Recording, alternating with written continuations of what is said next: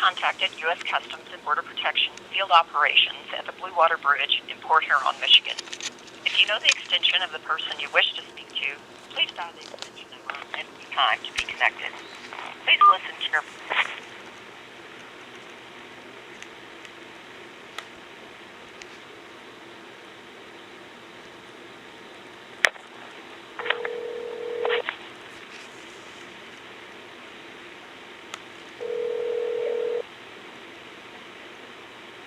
U.S. Customs, how can I help you? Hi. I was at your location on near Pine Grove Avenue, at the entrance near the public parking. You know, is that where you are? At the bridge? What do you need? I need to know if that's where you are at the bridge. Is that who I'm talking to? I'm in the other building, but... That's the same location. You're U.S. Yeah. And what's your name, please? What is this in reference to? I'm requesting some information. Okay, I'll answer your question. What do you have a question about? Well, first I need your name and badge number. That's the first thing that I need. That's what I need.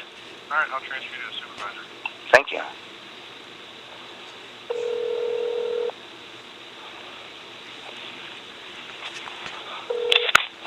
CBP Stritz. Stritz. Is that what you said, Stritz? Yeah, All right, cool. I was there yesterday. I was at the main entrance down there near Pine Grove. Yes. And what's your badge number? I don't have a badge number, sir. What can I do for you? Okay, great. I was in there recording in the public lobby all the public notices about COVID and restrictions and how I can enter. And Okay, I'll tell you what, sir. I'm going to transfer you to one of our supervisors. you're the supervisor I was just transferred to. Are you not a supervisor? No, I'm not a supervisor. Oh my goodness! The last guy transferred me to a supervisor, and that was you. No, I'm no supervisor. All right, let me talk to your Sir. supervisor and your Stritz, right? Thank you. Yep.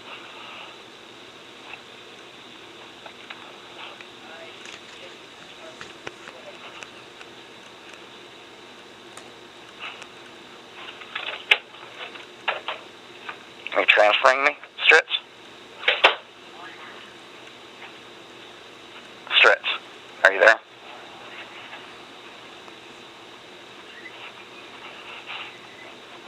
Nine eight eight 800. Okay.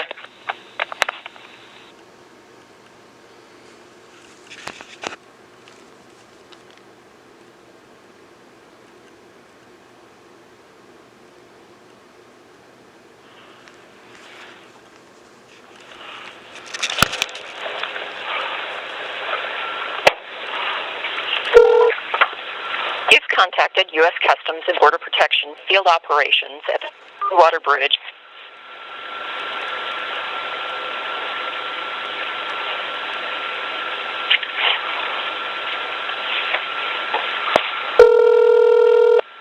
U.S. Customs and Border Protection, how can I help you today? Is this Stritz? Is this who? Stritz? No. Who's this? All right. Well, Who's this? I'm trying to speak to your supervisor. You transferred me to a supervisor. Stritz answered. He went to transfer me to another supervisor and hung up on me instead. So I'm trying to get to whoever's in charge. Sure. What's the issue? I was there yesterday Okay, go ahead. in the lobby. All right. No problem. I was recording the public information that was available. I was recording the information that was publicly available that listed all the rules for entering into the building. Yes, sir. Okay. Okay.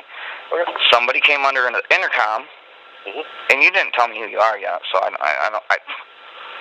am I still talking to you? What's your name?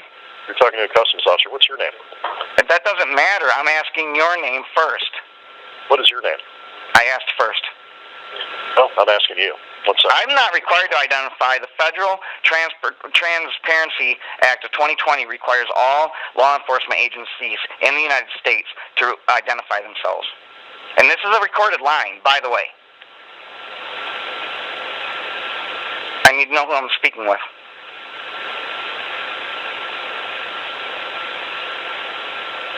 Now I have to report to the Department of Justice 3 times. 3 times. Stritz is the only one who identified himself. I'm calling to report the first instance of an officer refusing to identify himself. You're the third. And if you answered the phone the first time, you're the second and the third time. And if you're the one who was on the intercom, you're the first, second, and third officer who didn't identify himself. So you're required.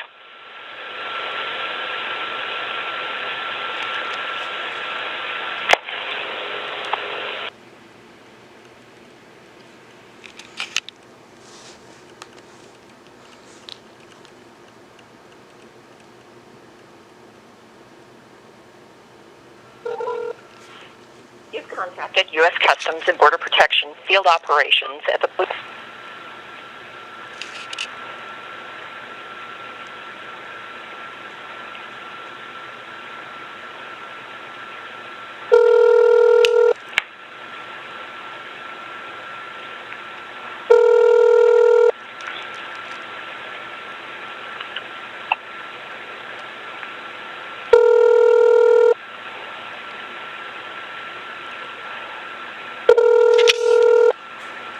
U.S. Customs and Border Protection Supervisor Harvey, how can I help you?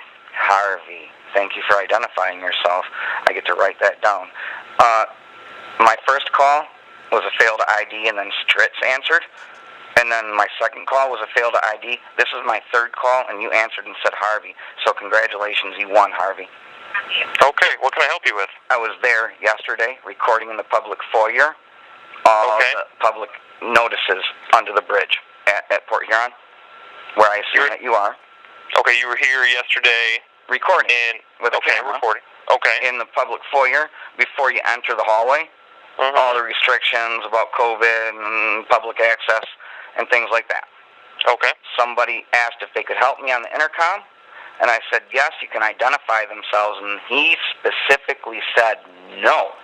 And now I have that first one I have to report to the Department of Justice, and then I have this first phone call today. I have to report a failure to ID. The second call today, a failure to ID. Stritz and Harvey are the only ones who ID'd themselves. I have to report 3 failure to IDs to the Department of Justice today so that the director can report that to the President of the United States. Okay, what can I help you with?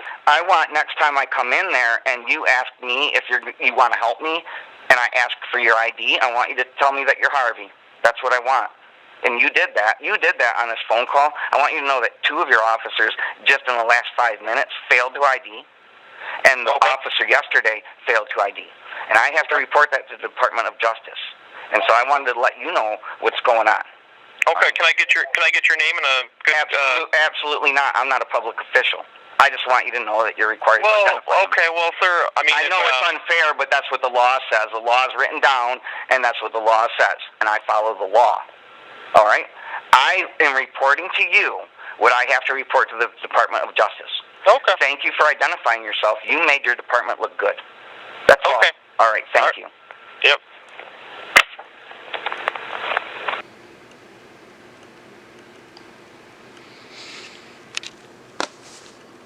And then you see the video today. The guy who refused to identify himself came and committed a number of traffic violations while distracted driving on his phone and taking my picture after failing to ID. So that's 4 instances of ID refusal I have documented. And this is the professional misconduct complaint form. OPR receives allegations from a variety of sources, including U.S. Attorney's Office and other department components, courts, Congress, media reports, other federal agencies, state, local government agencies, private citizens, private attorneys, criminal defendants, civil litigants, and self-referrals. That means anybody can report this. You can see the video, call, and report it. They get the video. They want my full name, address, telephone number, and email address, the name and title of the individual you believe engaged in misconduct. They won't identify. The details of the allegation means they don't identify. Their jurisdiction is under the Badge Transparency Act of 2020. There's a code and statute and a section there. Copies of any documents, that's going to be the videos. Any other information, that's going to be the links to the playlists. and then they'll go investigate. So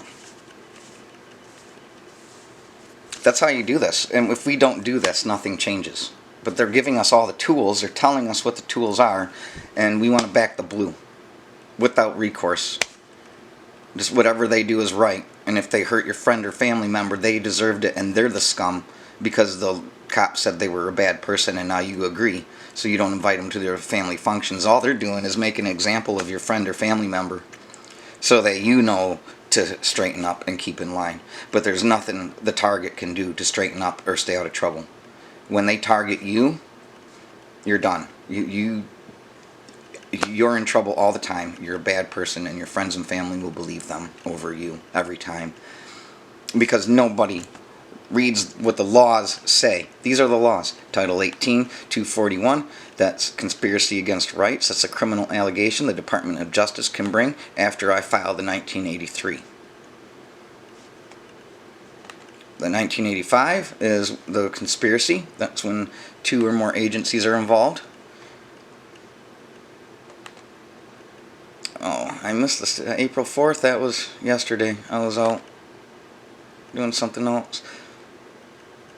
This is the reasonableness standard for authorized use of force. So I was in a public area, and Lieutenant Barma ordered Officer Yadin to place her hands on me and escort me from a public place. There was no reason to use force because I was allowed to be there. And I wasn't a danger to anybody. I wasn't fleeing. And there was no crime. So the standards say there needs to be a crime, objective reasonableness.